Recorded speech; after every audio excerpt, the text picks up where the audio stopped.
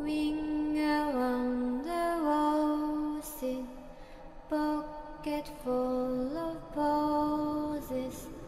Ashes, ashes, we all fall down.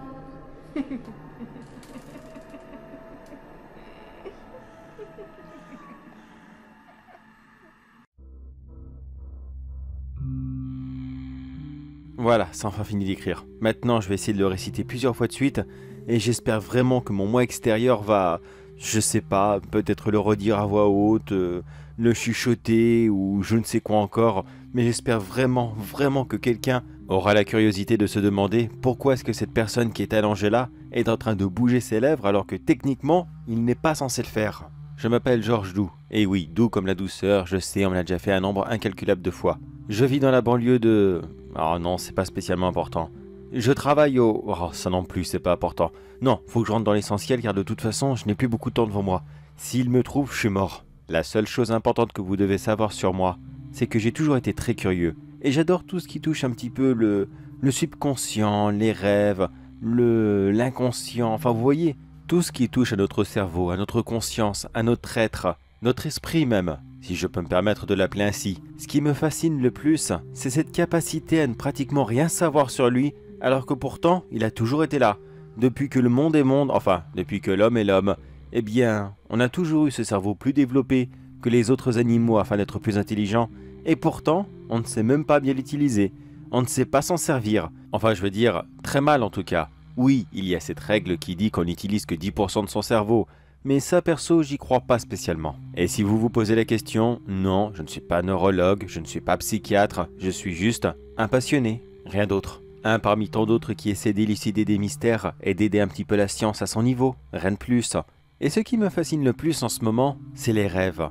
Personnellement, je ne sais vraiment, mais vraiment jamais comment interpréter les miens. Bon, certes, il y a des centaines de vidéos, d'explications, voire même plusieurs charlatans qui sont là pour vous donner des explications en échange de quelques petites monétisations. Mais honnêtement, est-ce que vraiment ça marche? Est-ce que vous y croyez vous à ce gars qui arrive vers vous en vous disant « Ah bah si t'as rêvé d'action, c'est que t'es un bagarreur et que tu seras un vaillant, que tu vas foncer à l'aventure ?» Non mais sérieusement, peut-être que plusieurs vont soutenir sa théorie, peut-être. Mais réfléchissez, on fait tellement de rêves différents et notre personnalité, elle ne change pas. Alors expliquez-moi, comment ça se fait qu'on fait toujours des rêves très différents si apparemment ceux-ci définissent notre personnalité réelle? Il faudrait qu'on change tous les matins? Alors en fait, on est des gros bipolaires, tout simplement. Vous voyez, ça ne colle pas. Alors arrêtez de vous emmerder la vie avec tous ces systèmes de « Ah bah si t'as rêvé de ci, ça veut dire ça ». Non, pas du tout. C'est juste votre cerveau qui travaille. Mais pourquoi est-ce qu'il travaille? C'est ça la vraie question.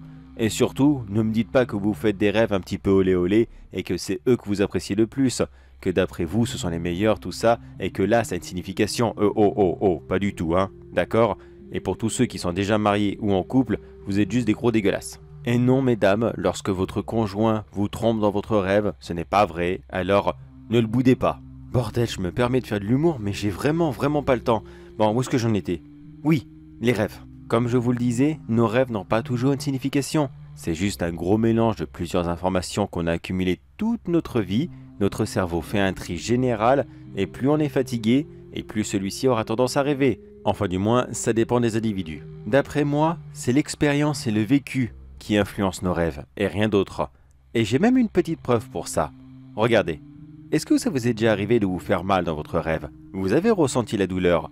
Est-ce qu'elle était réelle? Non, bien sûr que non. C'est juste des informations que votre cerveau vous envoyait pour simuler la douleur, rien d'autre. Mais est-ce que cela vous est déjà arrivé dans un rêve de vous faire une blessure qui ne vous est jamais arrivée dans la vie réelle? Je vais utiliser un autre exemple qui sera peut-être plus simple pour la grande majorité d'entre vous. Est-ce que ça vous est déjà arrivé de faire un rêve un petit peu olé olé, alors que pourtant dans la vie réelle, vous ne l'aviez pas encore fait? Et dans les deux cas, systématiquement, quand vous l'avez vécu, aussi bien le olé olé que la blessure, directement après dans votre rêve, quand cela se reproduit, la sensation n'est plus du tout la même que les fois précédentes.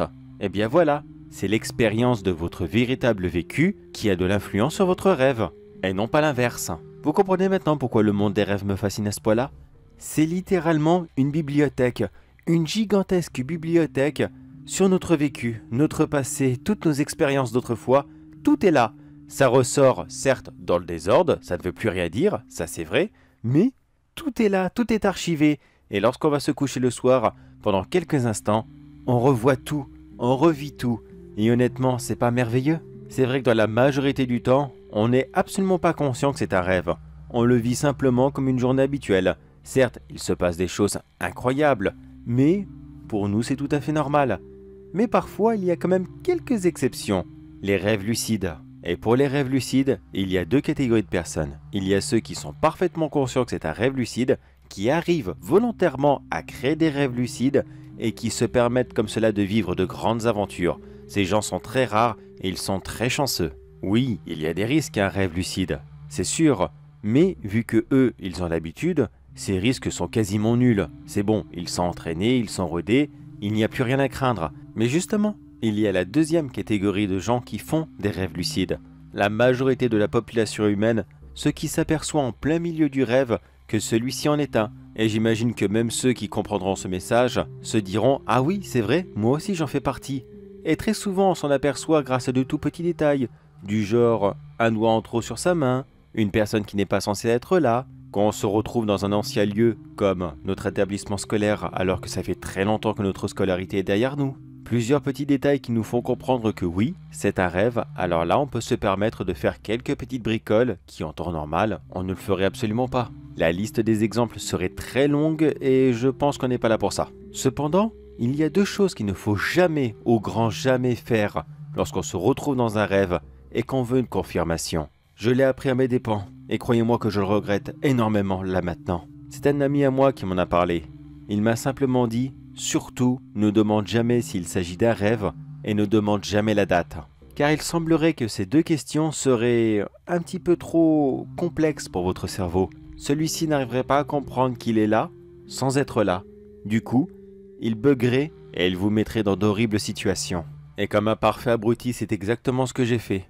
Je me souviens, c'est arrivé il y a encore quelques minutes, ou quelques heures, je sais plus du tout à vrai dire. J'ai rêvé que j'étais au lycée. Bon, certes, ça fait des années que je ne vais plus au lycée, donc forcément, déjà là, il y avait quelque chose qui ne collait pas. Mais je pense que ce rêve, on l'a tous déjà fait au moins une fois. Je me souviens que j'étais en cours, j'étais en train de vaguer à mes occupations, du genre, ne pas faire attention à ce qu'il disait le prof, regarder par la fenêtre, ou alors regarder cette fille, celle qui avait été mon premier amour, mais que malheureusement, je n'ai absolument pas eu le courage d'aller avouer, pas du tout même. Je me demande ce qu'elle est devenue. Est-ce qu'elle a beaucoup changé physiquement? Oui, car malheureusement notre cerveau ne peut pas imaginer quelqu'un vieillir, c'est impossible pour lui. C'est comme ce que je vous ai dit tout à l'heure.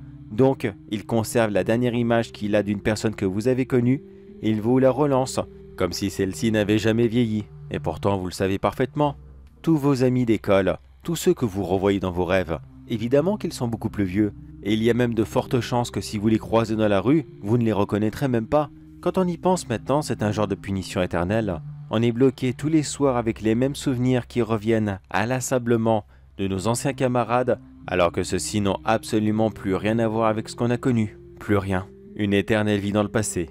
Mais bref, je m'égare encore, excusez-moi. Alors, que disais-je?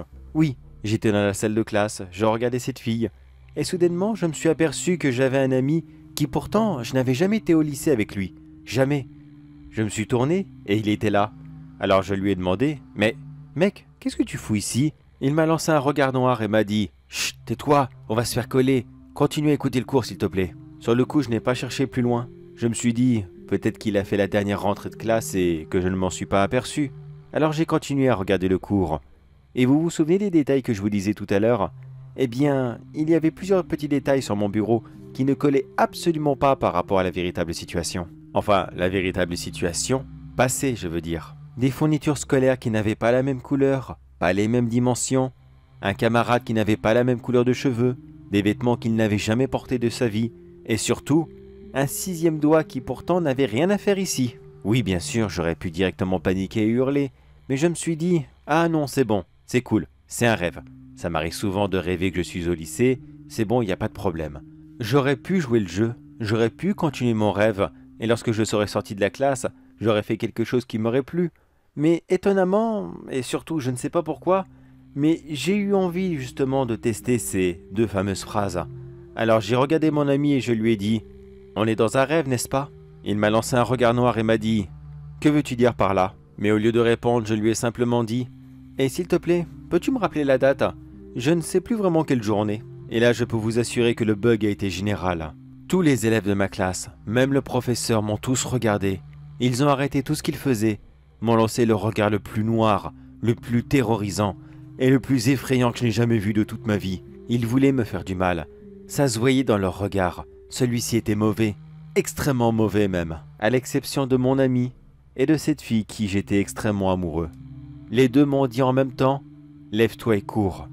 Cours très vite et surtout, ne te laisse pas rattraper. S'il t'attrape, tu seras enfermé ici pour toujours. » Je n'arrivais pas à comprendre ce qu'il se passait. J'étais complètement terrorisé devant cette vision, mais finalement j'ai réussi à trouver un courage que je ne me connaissais absolument pas. Je me suis levé de ma chaise et j'ai réussi à courir le plus vite que je pouvais. Enfin, on est dans un rêve. Disons que j'ai moyennement couru. Non, je ne faisais pas du surplace, comme ça arrive dans beaucoup de cauchemars. Non, je courais réellement, mais plutôt trottiné qu'une véritable course. Je me fatiguais et pourtant je n'avançais presque pas. J'ai esquivé tous mes camarades de classe.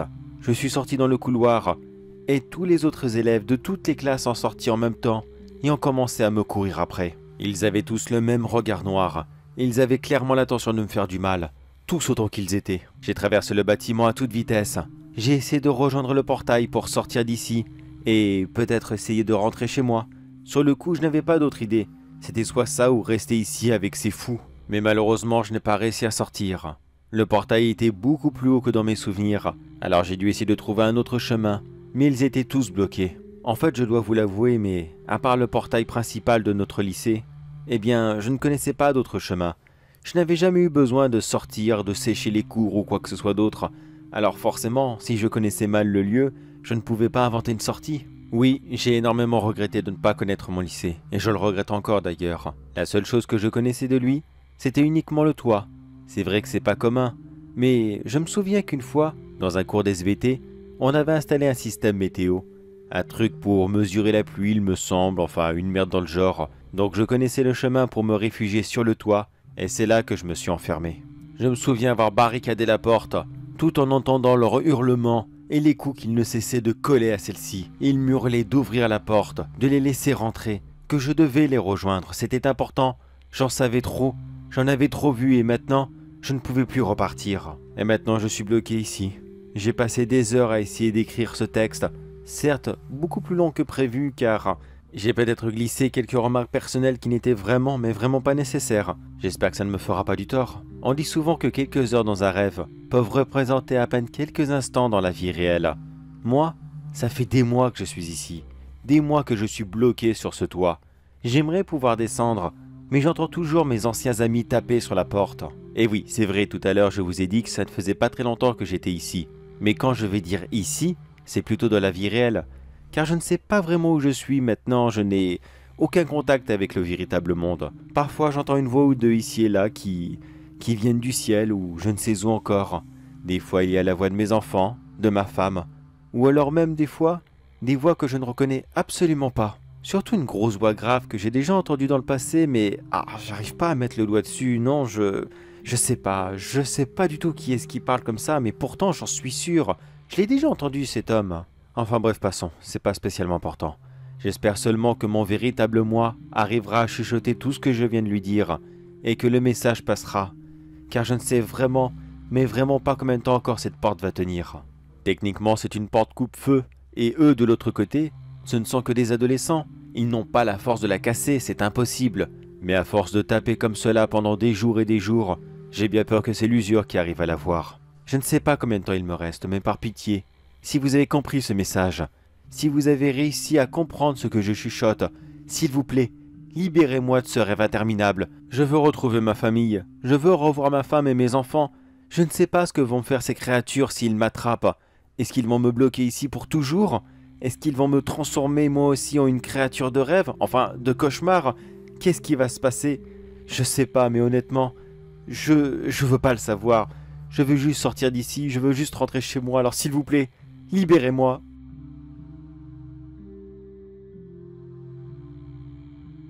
Bon, Madame Dou, je crois que j'ai de tristes nouvelles pour vous.